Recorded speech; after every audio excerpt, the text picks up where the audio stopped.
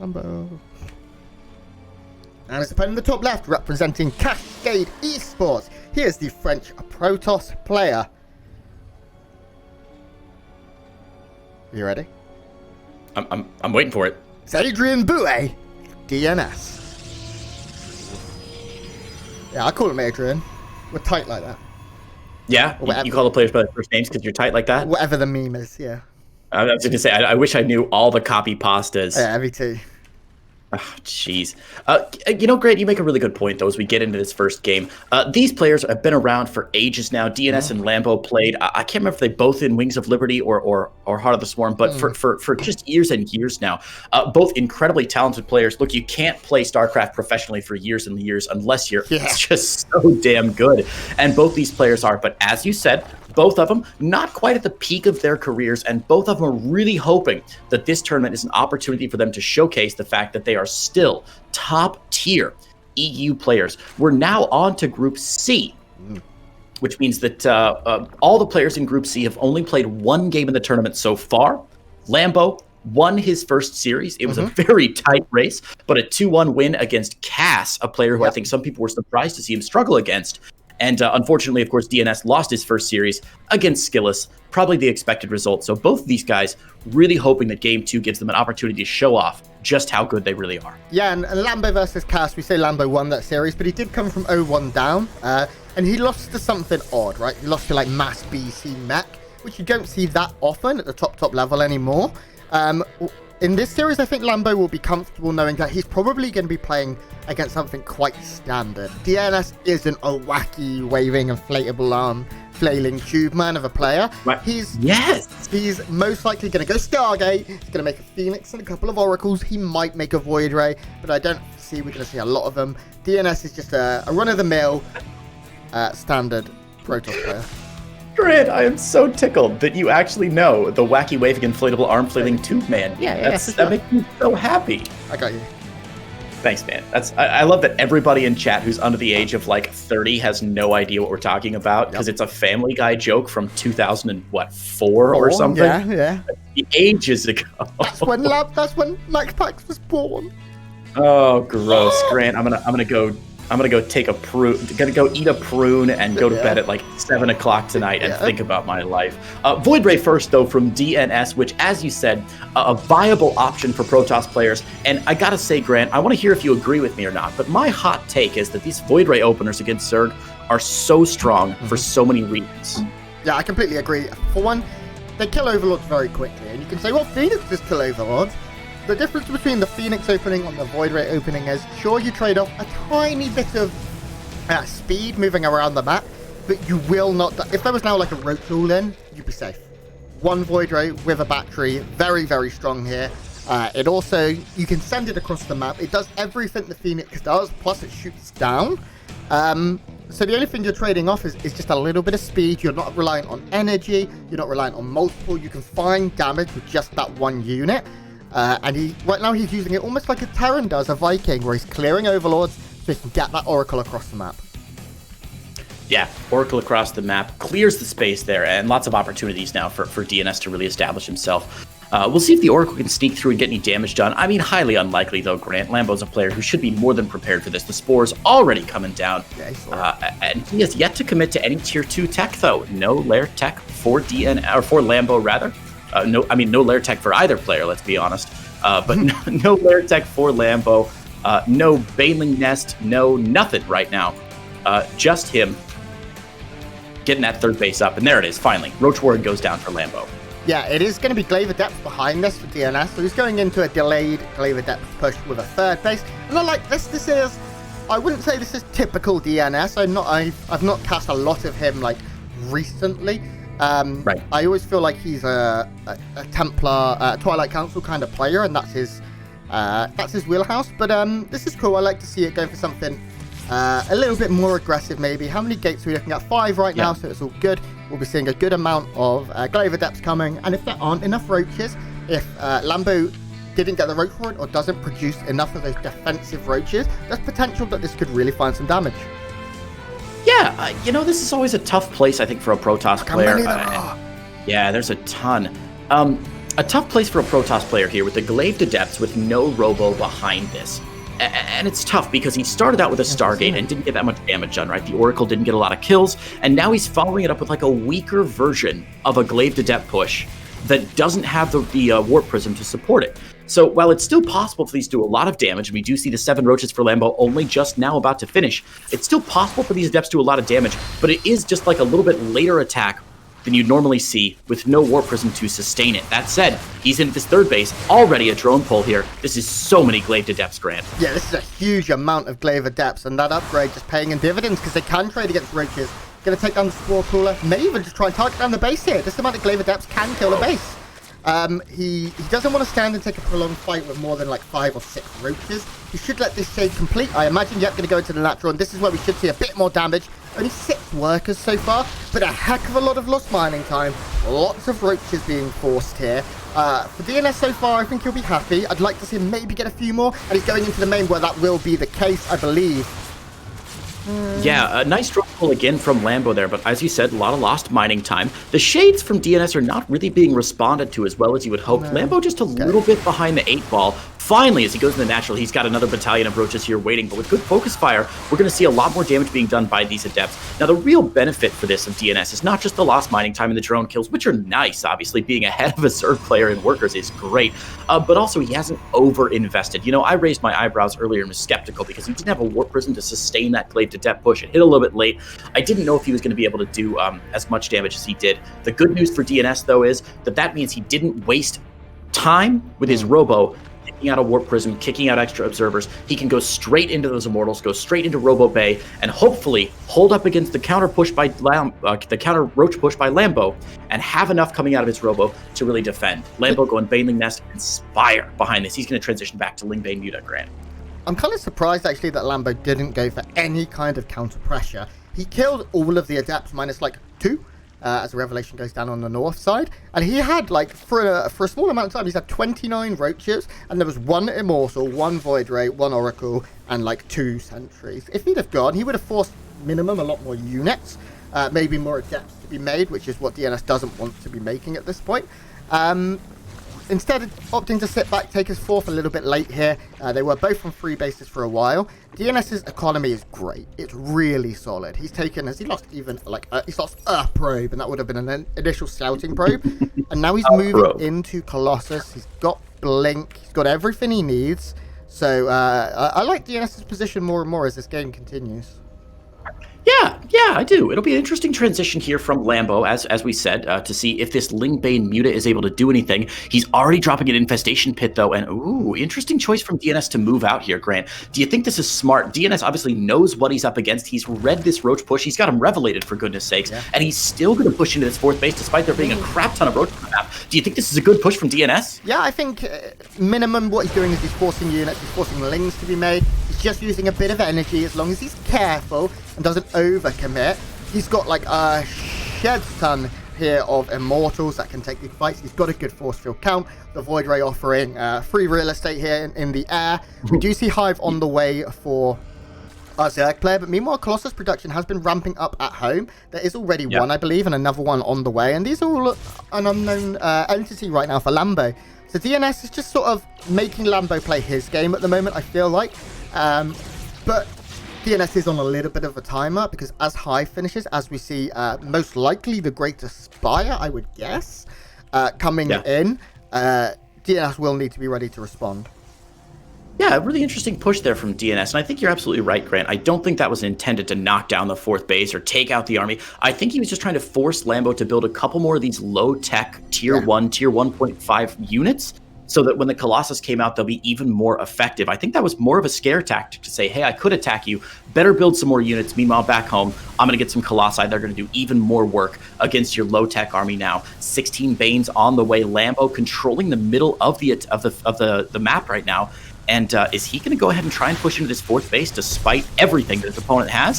1 queen going to get picked down, or 2 queens going to get picked down there. But it looks like Lambo moving forward, Grant. This looks a little bit dangerous. Yeah, he does have a huge concave here. He's actually going to send a bunch of these Banelings round to the other side. And Ling's not going to be able to get in, but the Banelings actually mainly crashing on Stalkers. A couple get just about to the Colossus, but really nothing stupendous here. Whoa. This is starting to look a little bit scary, I think, for Lambo. He just lost a lot of stuff. Yeah, he lost a lot of stuff at the front there. Lambo overestimating his position because, of course, that Baneling flank that we talked about actually did a really nice job going all the way around, softening up those Stalkers in the back. But look at the Stalkers right now, Grant. Almost all of them at low, half health, not enough health. And I think Lambo was like, okay, great. Those Banelings hit the way I wanted to. That means the rest of my attack, the rest of my attack's dead. Okay, dang. So while the Baneling run by did really well, as you noted, his Roach Ravager count very low. Viper's coming out, though. Viper's the absolute correct choice. He may or may not transition to Greater Spire. It's looking less and less likely as the game goes on. Vipers, though, a beautiful choice against Colossi for those yoinks and for those blinding clouds against the Stalkers. Yeah, DnS is going to have to deal with this counterattack. Both players' upgrades are okay, only sitting at +2. +1 air weapons has been researched here for Lambo. He doesn't have any air units, though, which is always an interesting turn of affairs here for our Zerg player. Not benefiting at all from the income that he has put into that Ultralisk Cavern. Okay, I don't hate it. How many Immortals are left on the field? Only 2. Are we sitting at just 1 Robo right now? Yeah, we are, okay. And there's no Stargate transition coming in yet. So Ultras certainly have a place here. They're very good against Stalkers and Zealots.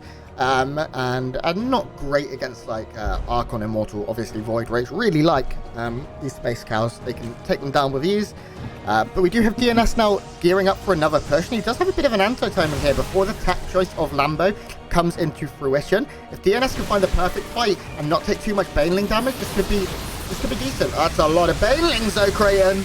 That's a lot of Banelings, Grant. The force field's just a little bit too late there. Those line of sight blockers paying off for Lambo. The force field's not keeping those Banelings away, but again, DnS holds and Lambo gives up a lot of ground. Look at the resources lost tab there, Grant. Still about 3k resources behind. That number's probably going to grow as the game goes on. Luckily, Lambo's on 5 bases, but DNS's economy has stayed pretty solid so far.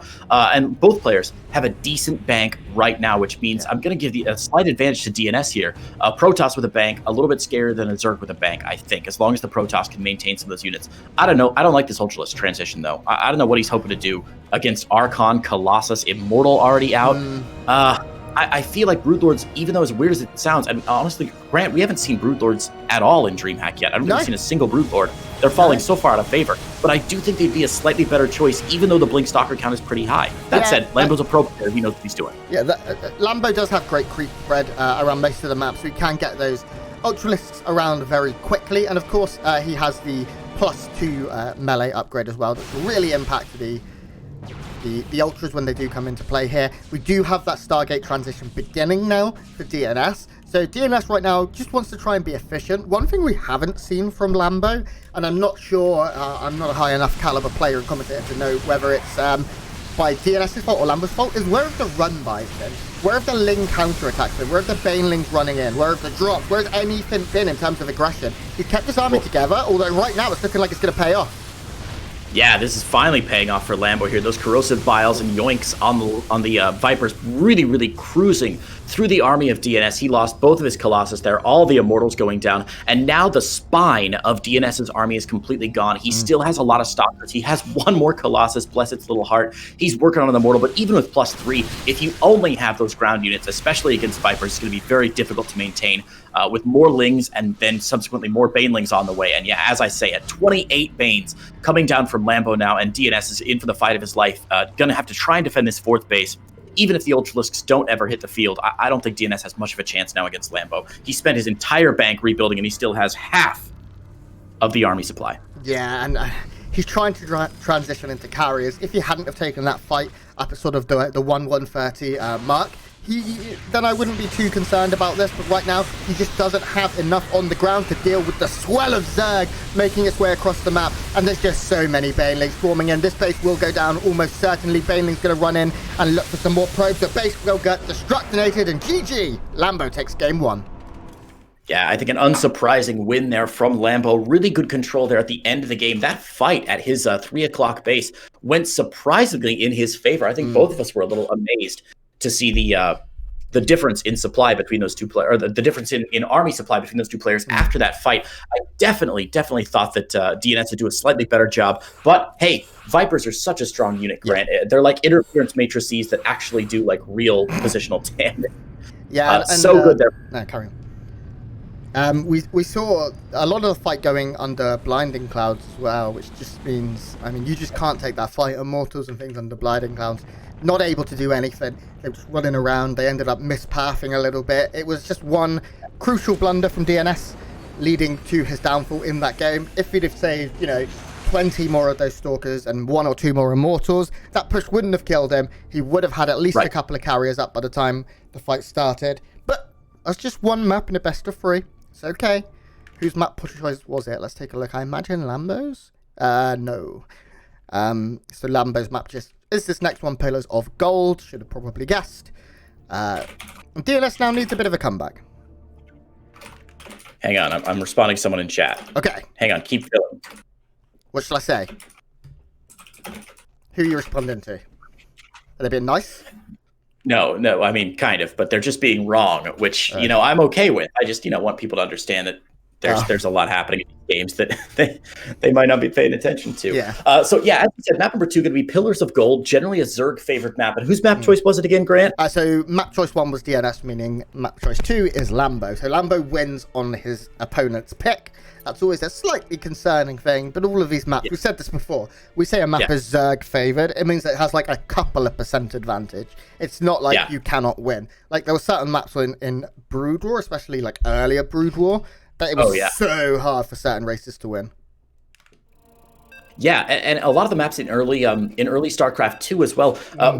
When we go back and look at them, it's so funny. We just had such an imperfect understanding of the game. Yep. I mean, my favorite example is always Metalopolis. Oh I mean, can you imagine if that map were in the current map pool with the current units and upgrades and values, and most importantly, the player knowledge of how the game is supposed to operate? It would be horribly unbalanced. This game now balances on a razor's edge. So when we say a slightly Zerg favored map, I think a lot of people take that to mean like, oh, well, that means the Zerg player is favored to win no matter what. And no, I mean, absolutely not. We're talking about minuscule percentage points over hundreds of thousands of games played. For now, our players, we'll introduce them quickly. In the top right, here's Teamless, leading the series 1-0. From Germany, it's Lambo. And his opponent. In the bottom left-hand side in the red, representing France and Cascade Gaming, we got DNS. Now, Grant, this is a bit of a touchy subject, so stop me if I'm being a bit rude. I really don't intend to be. I'm just curious as someone who doesn't maybe know as much about the inner workings of the players and teams and stuff as you do. Okay. Could you tell the people at home why on earth Lambo might still be teamless after so long? He's such a good player. Why does he not have a team yet? I mean, right now, the purpose of a team, they've got a lot of purposes. Of course, the marketing and the salary is nice, but the main thing as a player you're really looking for is support to international events. Guess what? There ain't none. We can't leave our houses. So Lambo's not getting the opportunity. He also, I think, does value himself very highly. He's a 2-time BlizzCon player. He's very consistently... Although he doesn't win tournaments, he's a very consistent, top 4 player who does extraordinarily well. And I think he's just waiting for the right fit, and I think it will come. Lambo's a lovely guy. He's very intelligent. I had the chance to cast with him a few times. And hearing the way he talks about the game, it's like, how do you know these things? It's insane. I also know that he's looking for... a storied, a history team. He doesn't want to join a startup. He wants to join a team that he feels... I don't know. I don't want to speak for him. I don't know personally, but I believe he's looking for a more experienced team. That's a fair assessment. That's a really fair assessment. As you said, just so many reasons why a player might not be ready to commit to a team right now.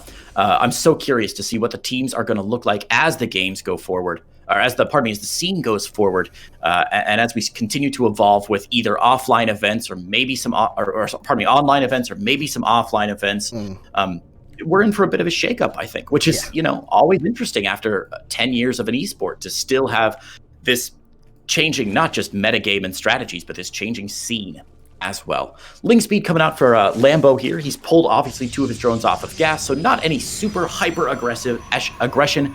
Out of Lambo, I expect to see the 3rd base and tons of drones. Meanwhile, as you just pointed out, Twilight Council coming down for DNS. We going to see Glaives again, do you think? Yeah, I think so. I do think DnS mishandled the glaive attack slightly. It was so close. It was like, a finger width away from being able to really find damage. If Lambo was a bit slower once, then we could have seen an extra 8, 9, 10 workers go down easily. There was enough there.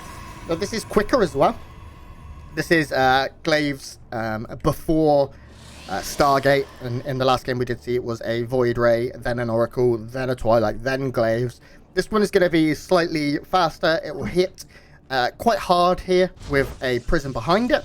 So DnS is sticking to what I said. I think he does like Twilight Council play, but going for a slightly more aggressive version of it.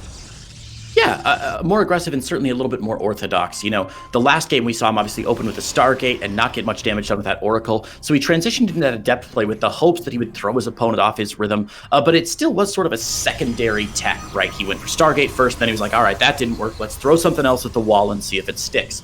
This game, a much more traditional, standard, glaive Adept timing, Warp Prism, 4 gates, and glaives all get hit at the same time. And that, to me, says it's less this game about scouting and about strategy and more about execution. The questions are going to be, can DnS rotate this properly? Can Lambo defend against it? And I honestly don't know who wins this one. I think Lambo, probably a very strong defensive player. He's got his Roach Warren almost finished up, and he's seen this coming with the Overlord, so he knows what to expect. I'm going to give a slight edge to Lambo here, but we saw last game, DnS can work wonders with his Adepts if they get in there. Yeah, actually, right now, Lambo has just been forced to make a big round of Lings because his Roach Warren wasn't quite done in time. So 18 Lings forced out there. That's a lot of lava that Lambo doesn't really have to spare. Yeah. And now we see the numbers building up here. But DnS has to execute correctly now. He can't make a mistake. He has to be decisive. He has to catch Lambo off guard here because these Glaive decks are coming in and he can stand and fight these queens all day long. The spine, very nice. You see them go up into the main. I'm not so sure about this. There's so many units here, but the Lings are being hesitant to engage here, meaning that DnS getting an opportunity to really start taking down some of these roaches. Yeah, he is getting some of these roaches. Of course, roach is not what he wants to be fighting at all right now. Those Lings from Lambo are rotating very well. And this is something I talked a little bit about. I did my wacky map tournament last week, Grant, where the players played on maps they're unfamiliar with called Mapper's Delight. And one thing we noticed during that tournament is that Glaive Adept pushes can be so difficult on a map you're unfamiliar with. The timings to make this damage work are so intricate that the Protoss player has to know, like, okay, I need to move my Adepts to position X, they need to shade to position Y, and then the actual Adepts need to run to position Z, right? And they know exactly when and where those positions are on all the maps in the map pool right now. Pillars of Gold is a map that's been in the map pool now for 2 seasons, so both of these guys are intimately familiar, whether consciously or also unconsciously, about where those shades need to happen, where they need to go. And that means a little bit more danger from DnS, but Lambo should also understand the rotations a lot better. He knows where to store those Lings, where to hold the roaches to make sure none of these Adepts get in. And so far, this looks like a really good hold from Lambo. This was an unmitigated disaster here by DnS, to be honest with you. He killed nothing. I mean, in terms of workers killed, he's killed 1 this game, and this was a big committal to aggression. Now, behind this, he does have his third. He is getting his mortal count up, but Lambo has been able to do what he wants. Just a little bit of lost mining time here. I really think with this push, you are looking for more damage than was done. He forced out a lot of roaches, which I guess is, it's not drones. The drone count really isn't too high for Lambo, but more needed. More was certainly expected from this push here. Just considering there was no Baneling Nest to deal with this, there was just a few roaches that came in kind of late. It just didn't work out here. I mean, even that base going down, they just went down in the face of all of these Adepts. Yeah, absolutely. And obviously with a huge swell of roaches coming out from Lambo, it looks like he's looking to get a bit more aggressive. Roach speed on the way, +1 missile attacks on the way, even finishing up that Baneling Nest, which I'm a little surprised about. But Lambo now has a couple options. He can go for a Spire in the main if he wants to transition to Ling Bane Muta. But since the Spire's not down yet, it looks like he does just want to get out as many roaches as possible and hit with a very strong +1 roach timing, but then have a backup as well. Baneling speed coming out, and it'll be Ling Bane ready behind this. So Lambo covering all of his bases, but what that of course means, Grant, is that there's going to be a weaker attack overall at the initial. If you invest into other techs that you're not attacking with, your initial attack is not going to be quite as powerful. Yeah, Lambo 7 Overlords on the way from Lambo. Sorry, just had to laugh at that. Yeah, that's a good chunk. Lambo right now getting a very good scout with the main, seeing that it is a Colossus transition. to be expected here. This is what DnS did in the last game, really. Seems to be where he wants to end up, is with a Immortal Stalker Archon Colossus-based army, with a few sentries thrown in, and the Adepts here to offer a bit of DPS. They'll eventually get traded out for Zealots, I imagine. We do see the upgrades are okay, only one Forge here and one Evo Chamber. At the other side of the map, lots and lots of roaches coming in right now. Lambo is pretty much maxed, and this is the point now where he's going to start banking. His work count a little low. I'd like to see 10 more, getting up closer to 80, in the mid-80s maybe. But for now, it looks like Lambo's in control. He's going to be able to expand like crazy. His creep spread is underwhelming, but I mean, this is a hell of an army right now. You know, Grant, I listen to a lot of jazz, and I love jazz albums inspired by previous people. So somebody put out like a sax album, they'd be like, oh, I was inspired by Charlie Parker for this album. I feel like Lambo inspired by Stefano for this attack. Just going for a late game, like, or a mid to late game, Roach max, and putting everything you can to his speed in +1. A beautiful concave right now from Lambo, and DnS losing an awful lot. These corrosive piles picking down the force fields. No force field energy left, and right now, DnS has got to micro his little heart out with his warp person, but I just don't think there's enough here, Grant. I mean, that concave was one of the largest concaves in StarCraft 2 history. It was all the way from, like, the main to the third. Just a huge curvature here of roaches and ravagers that were able to take such an insane fight. And I mean, the supply scale, despite force sales, despite the Colossus living for, like, 100 million years, it was just too much damage, I think. And now we're going to see... Now, the good thing, I guess, is that there was no economic damage at all. 2 workers have died this entire 10-minute game, which is just crazy. Wow. There's just a Colossus and a Prism, like, I can do it, boys. Have you heard of, do you know what Hands Across America is, Grant? No. Okay, never mind. I feel like that roach push, there were just so many roaches, they could have spread all the way across the StarCraft universe, holding hands with each other. But yeah, as you said, no economic damage done initially, but of course the first blow was so great that while it didn't kill DnS outright, it set the stage for this second push, and even though the Colossus, as we said, microed to death here, finally there's enough damage on the field, and